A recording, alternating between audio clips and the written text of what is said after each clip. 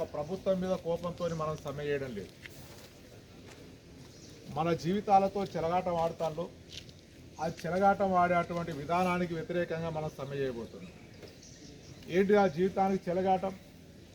ఈరోజు కార్మికులకు మనకు చట్టాలు ఉన్నాయి కాబట్టి, మాట్లాడే అటువంటి హక్కు ఉంది కాబట్టి, పోట్లాడే అటువంటి హక్కు ఉంది కాబట్టి, దరఖాస్తు ఇచ్చే అటువంటి హక్కు ఉంది కాబట్టి ఈరోజు కాస్త మేనేజ్మెంట్ కానీ ప్రభుత్వం కానీ మాట్లాడుతాను. ఇక ఐఏ తీసేసిన తర్వాత మనం ఎక్కడ పోయి మాట్లాడతాం? ఎవరితోని మాట్లాడతాం? ఎవరితోని పోరాటం చేస్తాం? అంటే చట్ట ప్రకారంగా మనం ఫైట్ చేసే అటువంటి అవకాశాలు ఉన్నప్పుడే మనల్ని అణచివేసేటువంటి పనులు జరుపుతాను. ఈ ఉన్న చట్టాలన్నింటినీ మార్చేసిన తర్వాత అసలు ఒక బొగ్గుబాయిలో పనిచేసే కార్మికుడే కాదు, ఒక ఆటో నడిపేటువంటి కార్మికుడు మాట్లాడలేడు, ఒక కాంట్రాక్ట్ కార్మికుడు అయితే ఆయనతో మాట్లాడేటువంటి పరిస్థితి లేదు.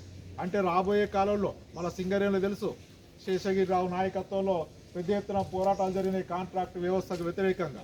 ఆ రోజు బానిసలాగా పనిచేసినటువంటి కార్మికులందరూ ఆ రోజు శేషగిరి నాయకత్వంలో పోరాటం చేసి ఆ కాంట్రాక్ట్ వ్యవస్థను అంతా రద్దు చేసుకొని పర్మనెంట్ కార్మికులుగా తయారైనాం. ఈరోజు మళ్ళీ నరేంద్ర మోడీ ఏం చెప్తుండ్రు? ఆ పాత రోజుల్లోకి తీసుకుపోవాలట బొగ్గుగాని కార్మికులందరినీ. ఆ పాత రోజుల్లోకి తీసుకెళ్లడం అంటే ఈరోజు మన కళ్ళ ముందు కాంట్రాక్ట్ కార్మికుడు ఏ స్థితి అయితే అనుభవిస్తుండో, ఏ దోపిడీ అయితే గురవుతుండో, రేపు రాబోయే కాలంలో పర్మనెంట్ కార్మికులు కూడా ఆ దోపిడీకి గురయ్యేటువంటి పరిస్థితి ఈరోజు ఉంది. ఈరోజు బొగ్గు బాయిలనే కాదు, ఎల్ఐసిని ప్రైవేటు వాళ్ళకి ఇస్తారట. ఎల్ఐసిలో ఈరోజు సింగరేణి కార్మికులు, ఎల్ఐసి అంటే నాకు గ్యారంటీ ఉంటుంది, నా డబ్బుకు గ్యారంటీ ఉంటుంది, అది ప్రైవేట్ వాళ్ళకు పాలసీలు చేస్తే ఉండదు అని చెప్పి సింగరేణిలో ఉన్నటువంటి ప్రతి ఒక్క కార్మికుడు తను విధుల్లోకి వచ్చిన వెంటనే ఎల్ఐసి పాలసీ చేస్తాడు. కానీ ఈరోజు ఎల్ఐసిలోనట 10 లక్షలకు పైగా కోట్లు ఉన్నాయి. ఆ 10 లక్షల పైగా ఉన్నటువంటి కోట్లను ఈరోజు నరేంద్ర మోడీ పెద్ద పెద్ద కంపెనీల వాళ్ళకి ఇవ్వడం కోసం ఎల్ఐసిని ప్రైవేటు వాళ్ళకి ఇవ్వడానికి సిద్ధం చేసింది. ఆ ఎల్ఐసిలో 47 కోట్ల మంది పాలసీదారులు ఉన్నారు. అంటే 47 కోట్ల మంది పాలసీదారుల డబ్బులన్నింటినీ ఈరోజు కార్పొరేట్ కంపెనీల యజమానులకు ఇచ్చేటువంటి కుట్రను ఈరోజు నరేంద్ర మోడీ తీసుకొచ్చాడు. అట్లనే ఇప్పుడు రైల్వే రంగం ఉంది, 100కు 100% ప్రైవేట్ వాళ్ళకి ఇస్తారని చెప్పి 2014లోనే నిర్ణయం చేసిన నరేంద్ర మోడీ.